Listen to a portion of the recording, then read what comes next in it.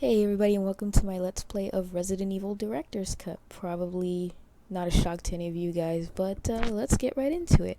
I'm gonna try not to speak over the cutscenes as much as possible, so yeah, let's dive right in. Kind of in the mood to record. And that sound is so nostalgic, by the way. It really is. Can't help it. But just finished up Heavy Rain. Like I said, I'm pretty happy that I sorted out that sound issue that I had before. And oh yes, this screen takes me back. Doesn't it take you guys back? I don't know about you guys, but that Capcom logo video used to scare the crap out of me, honestly.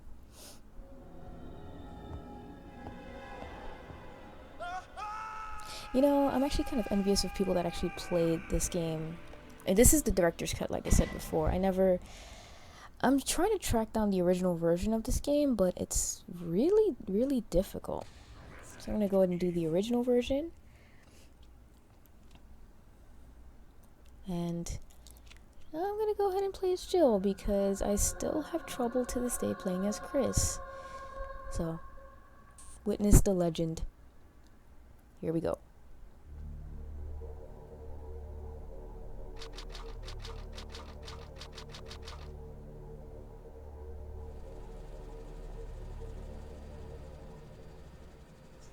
Alpha Team is flying around the forest zone situated in northwest Raccoon City, where we're searching for the helicopter of our compatriots Bravo Team, who disappeared during the middle of our mission. No, I haven't found it yet. Bizarre murder cases have recently occurred. There should be an E there, but there are outlandish reports of I can families fix that. being attacked by a group of about 10 people. Victims were apparently eaten. Bravo Team went to the hideout of the group and disappeared. I thought it was squad instead of service, but I don't know.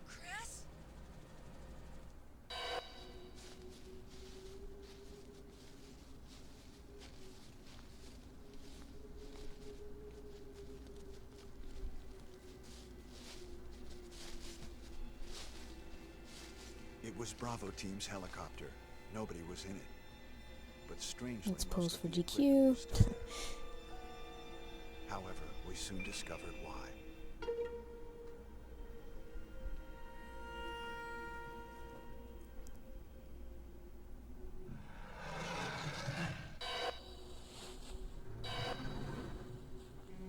Hey! Come here!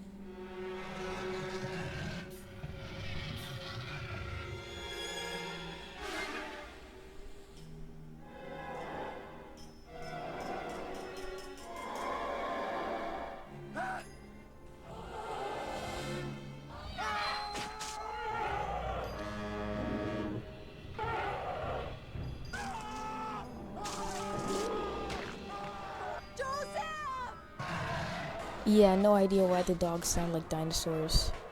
Guess they're dogosaurs.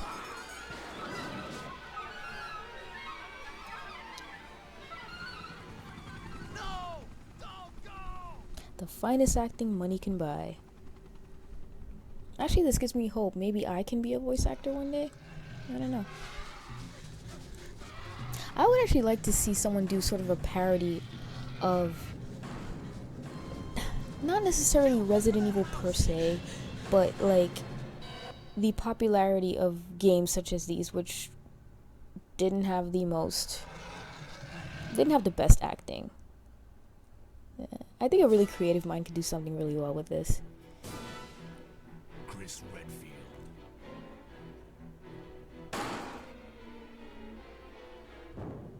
Jill Valentine. Not really sure why Jill is wearing a tent for pants, but just go with it.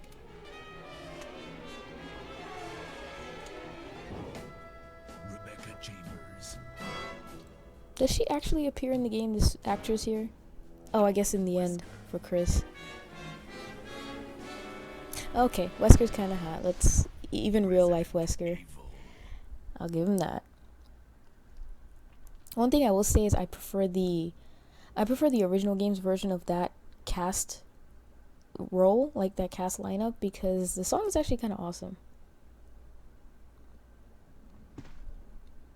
What is this? Wow. What a mansion.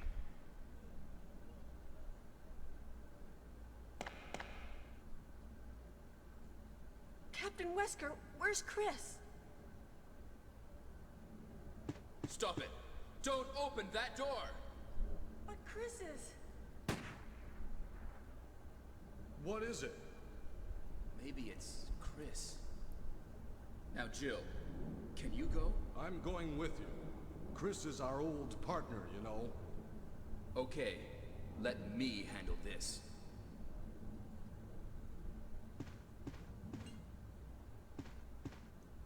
Stay alert.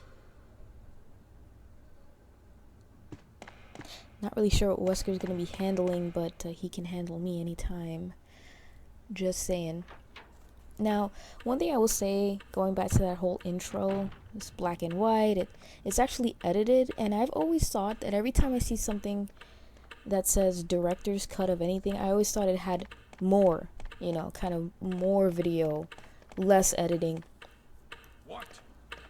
What is this? What is it? Blood. Jill, see if you can find any other clues. I'll be examining this. Hope this is not Chris's blood. You know, I was watching a particular reviewer, and I don't like, you know, I'm a reborn, you know, I don't like to mention names anymore, but he brought up a good point about it. He brought up a whole issue of survival horror, and the question is, why did we like Resident Evil? Why was Resident Evil so popular? And I guess I don't know, I mean, in my opinion, I think, because if you really think about it, I mean, look at this game. The graphics haven't aged well. I mean, you know me, I'm not one who's going to criticize a game for its graphics, because I think that's incredibly stupid. It's like saying, oh, why didn't they have HD back in the 80s? Like, Barry? give me a break. What is it? Watch out! It's a monster! Let me take care of this. And What is it? Kenneth was killed too. Maybe by this creature. Anyway, let's report this to Wesker. the thing is that this game came out in like, what, 95 or something like that? And not too many years later, Silent Hill, the first Silent Hill game, came out for the same console, for the PS1. And the voice acting was much better. It wasn't a masterpiece, but it was much better. Help me look for him, Jill. And don't leave this hall for the time being. Just gonna do a thorough search of this hallway here.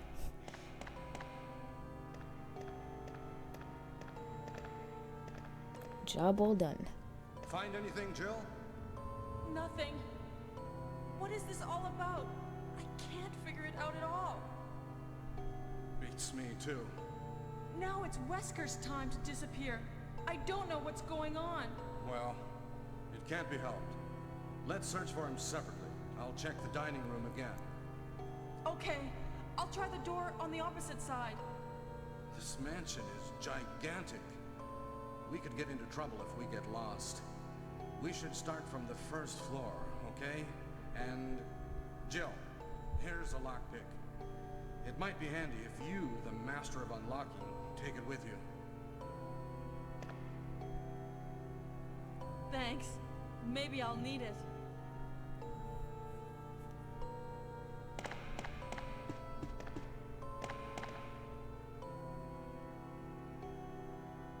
Listen, if something happens, let's meet up in this hall.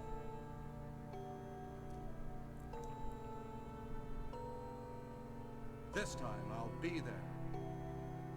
I've always loved this part where Barry's like, oh yeah, I'll definitely meet you if anything happens. Like, how the hell is he gonna know? Do they have some telepathic connection? I'd like to know. And for the record, for that matter, why the hell do they not all have radios?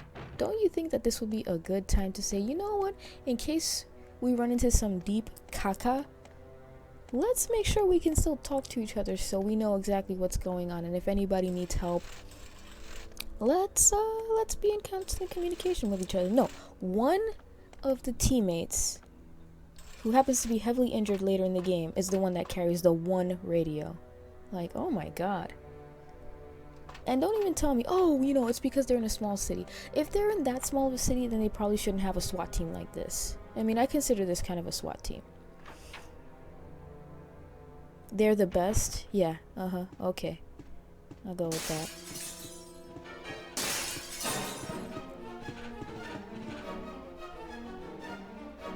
I'll probably make a lot of commentary about this in the remake.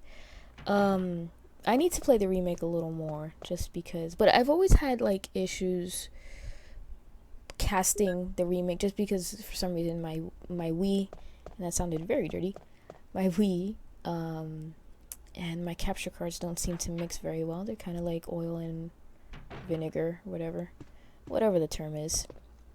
And I always like to go in here for no reason whatsoever, because I always know that there's nothing in here. I guess it's just for sentimental value. It's because I finished playing Heavy Rain, and they seem to have a very big fixation on bathrooms in that game for whatever reason. Maybe some kind of Freudian thing. Don't ask me. I never studied psychology. I wouldn't know.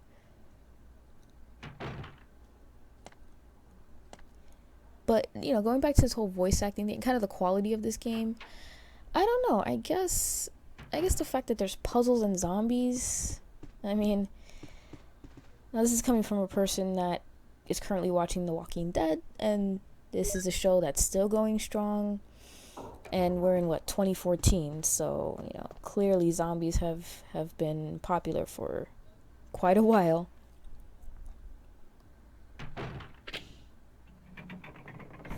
I love this part right here, how Jill is just so casual, like, ceiling's coming down.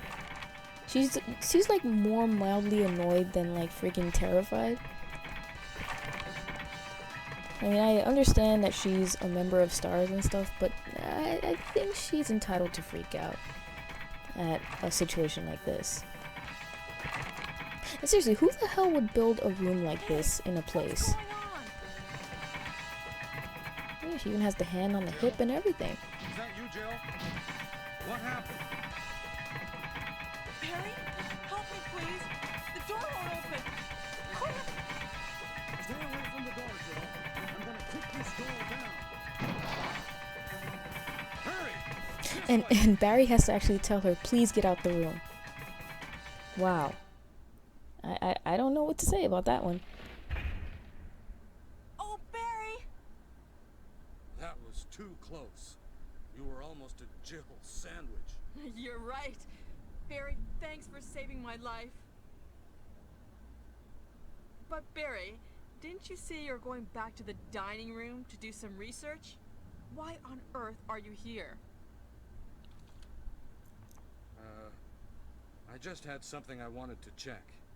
Now, let's get back to searching for the lost captain and Chris, shall we?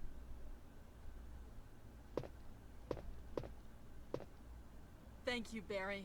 Yeah. Now, if anyone has kind of any expertise about like voice acting and voice actors, I should say, and like how much power they have over the script, let me know, because these seem to be people that speak English as a first language, or, you know, are very proficient in it.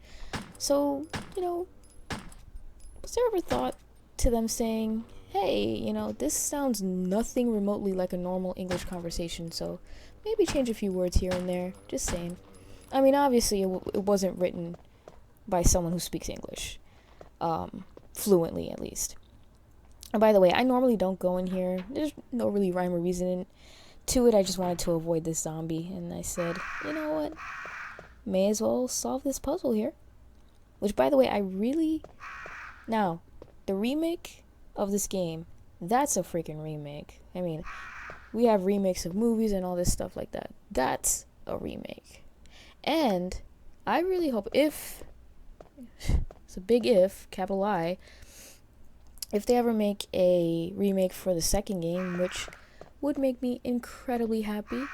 First of all, they better not BS me and like do something where it's like an over the shoulder camera, something along the lines of the newer games, because forget it, that's not what we want, that's not what I want. I want something like the remake of the first game. Before people are like, oh, it's out of date, the static cameras. No, it was fine. It's fine the way it is. The graphics to me still hold up. That game came out in what, 2002? So it came out well over 10 years ago. That's pretty damn remarkable. And not to mention the Crimson Heads. Just the thought of having Crimson Heads running around the police station, just the thought of seeing what kind of changes they could make to Resident Evil 2, because that's the game I'm most familiar with. I would imagine that the feeling that I would get playing a game like that is probably the same feeling that everyone got when they played the remake. Those people that were like ultra familiar with this game. And I'm envious because I didn't really play this game. I never heard of the original Resident Evil when it first came out. I only heard of the second game. So that was the first Resident Evil game that I played, with RE2. And then later, I decided to say, well, let me play the precursor. Let me play the first game. Which, by the first game, I mean Director's Cut. I still, if you really want to get technical about it, I've never actually played the first game. I've seen parts of it, and I know the music is different. And apparently, I might be mistaken, but apparently there's no auto-aim, like there is in this game. Which, that could be an interesting challenge. But, never played it. And like I said, the intro, I was surprised to see it in color, because I'm so accustomed to this one. So in color, and like some parts that didn't make it into the director's cut version. So I don't understand that. I really don't get that. And by the way, I do have a little OCD when it comes to my inventory. I always have to have the handgun in the top left slot. Don't ask me why, it's just how it is. And yeah, the reason why I'm putting the clips side by side instead of just kind of combining them is, for some reason in this game, they didn't seem to master the art of automatically having the inventory automatically combine the same item together. At least they got it right in the second game, but so it kind of causes me to create a mess in this inventory system. It's kind of hopeless. I always try to like organize my items here, then weapons and ammo, and then what else? Oh, herbs and healing items in a different spot. But that never happens. That I try it always at the beginning of the game. I'm always trying to be hopeful and say, yeah, this time I'm gonna be very organized. It never happens.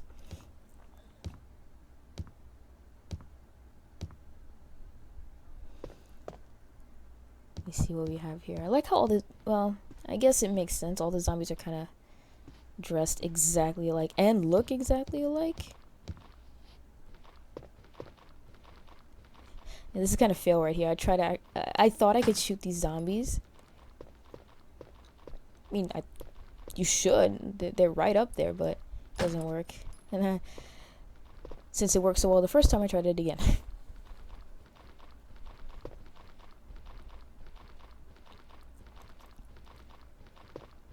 I don't know if these zombies certainly can't walk down the stairs. They haven't seemed to master that until the third game or something like that. But I don't know if they can puke on you. I know usually, like in the other games, in the later games, like if zombies are on staircases and you're like trying to walk past them, I think usually they'll just try to puke on you. They don't really try to grab for you or anything like that. At least not that I've seen. So I don't know if that even applies to this game whatsoever. So let's try this again. This time with less bullet wasting. And yeah, I need to kind of, I said this before, I need to kind of master Chris's playthrough, because Chris is hard. I mean, I think most people are aware of that. It's certainly not impossible, but I think I beat his scenario once. I never beat the arranged version with Chris, because I was like, this is way too freaking hard. And even the original version, I'm still kind of like, I still kind of have trouble with it.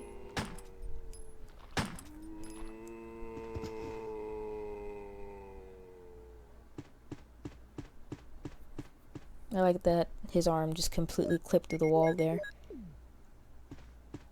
Now I'm kind of starting to panic because I'm a little low on bullets, but I'll persevere. Usually for the first part of this game, every single time I play, I have that issue. But I think once I visit Kenneth's body, then he has some ammo, so then I'll be good. Is this guy dead? Let's see here. Okay, I think now we're good. So let's just go in here. I know the dog whistle is in the other version of the game in this room, but I don't think there's anything in here except like a file, if I'm not mistaken. Yeah. So I'll just pick up this book and not read it, just to drive you guys nuts, anybody with OCD. And I will continue in the next video. Stay tuned, please.